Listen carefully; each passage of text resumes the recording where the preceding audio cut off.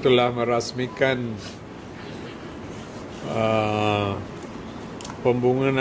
pembangunan pusat rawatan Gamma Knife di HUKM, dan ini adalah satu kemudahan baru yang disediakan oleh HUKM yang akan memberi manfaat kepada pelbagai jenis pesakit, khususnya mereka yang mempunyai tumbuhan bara di dalam otak atau brain cancer, atau tumbuhan bukan bara di dalam otak yang non-malignant growth, termasuk perubahan-perubahan di dalam saluran pengaliran darah, iaitu vascular malformations di dalam otak mereka yang kadang-kadang boleh mengakibatkan di dalam pendarahan di dalam otak atau bleeding intracranial bleeding yang boleh membawa maut atau membawa penyakit amal atau stroke. Dan perkara penyakit-penyakit ini semua boleh dirawati dengan kemudahan baru ini dengan risiko yang paling kurang. Rawatan tradisi yang tersedia ada untuk jenis-jenis penyakit yang saya telah jelaskan tadi, termasuk pembedahan tradisi, iaitu kita buat pembedahan ke atas otak. Dia boleh menggambarkan apa yang ia memerlukan, dan itu memang mempunyai risiko tertinggi dan jangka masa pemulihan yang begitu panjang, dan proses pemulihan pun lama juga, dan kita tiada tahu apa yang kesan selepas pemulihan. Adakah fungsinya balik ke 100% atau fungsinya terhad saja, dan perkara ini menjadi satu isu. So dengan ada ini, dengan satu rawatan saja, yang rawatan yang tertumpu ke kawasan penyakit itu saja atau kawasan tumbuhan itu saja, dan yang mempunyai risiko yang paling kurang kepada tisu-tisu yang normal di sekelilingnya, ini memberi satu peluang supaya pesakit yang mempunyai penyakit sejenis ini boleh mendapat rawatan yang membawa kesan yang baik, dan di dalam dan tidak akan mewujudkan gangguan banyak kepada cara kehidupan mereka secara biasa. Ini satu kelebihan, dan kos mereka lebih kurang 25 juta untuk membeli unit ini, dan mereka dah bangunkan bangunan yang khas untuk meletakkan gamma ray ini, dan lepas itu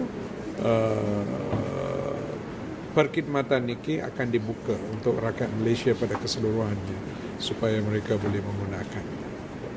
Dan kita ini adalah satu kerjasama yang baik, dan di dalam KKM memang kita, walaupun Kementerian Kesihatan UKM bukan di bawah Kementerian Kesihatan, dia bawah Jabatan Kementerian Pengajian Tinggi, tetapi daripada Kementerian Kesihatan as the main regulator of health services, kita mempunyai perhubungan yang sehat selari dengan nama kita, Kementerian Kesihatan, iaitu bahawa perhubungan yang sehat di dalam memastikan bahawa perkhidmatan kesihatan ini berkembang secara baik dan boleh sampai kepada semua rakyat Malaysia dengan kos yang di satu kadar yang rendah. Dan satu aspek yang lain ialah di dalam pengeluaran tenaga kerja di dalam perkhidmatan kesihatan, kita mempunyai tanggungjawab untuk memastikan bahawa secara berterusan kita mengeluar tenaga warga kerja di dalam bidang kesihatan yang mempunyai pengalaman, pengetahuan dan kemahiran yang paling tinggi. Okey, ada apa-apa soalan?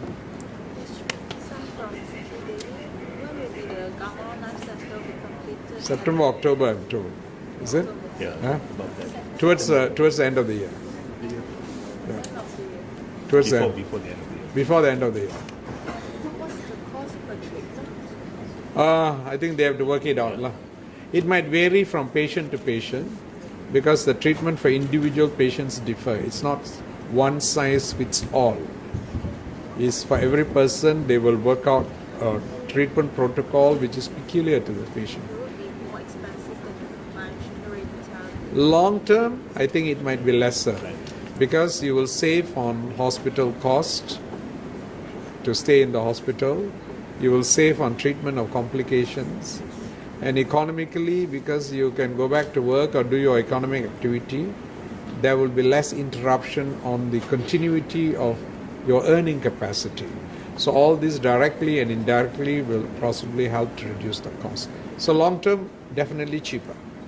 But the treatment itself is more expensive. Treatment is the economy of scales, the more people use it, the cheaper it will become. So it's economy of scale. So, but I'm told from global experience, this is by far more cheaper than other models in other parts of the world who have used it for a longer time. Can we get a percentage how cheaper will it be compared to conventional treatment? I don't know. Later on, we can give you the figure. I can't give it. Maybe the Swedish ambassador can give it.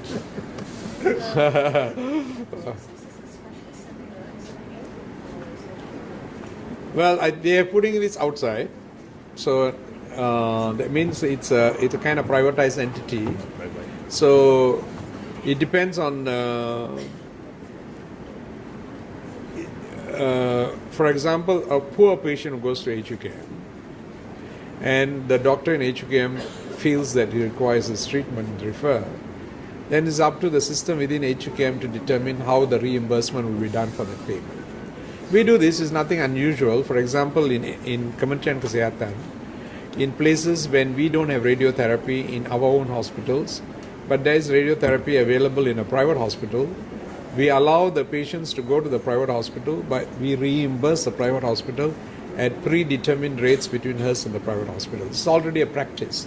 So, utilization of a private facility for the betterment of a patient is not determined on the economic status of the patient.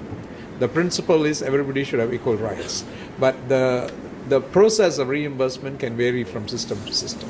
Okay?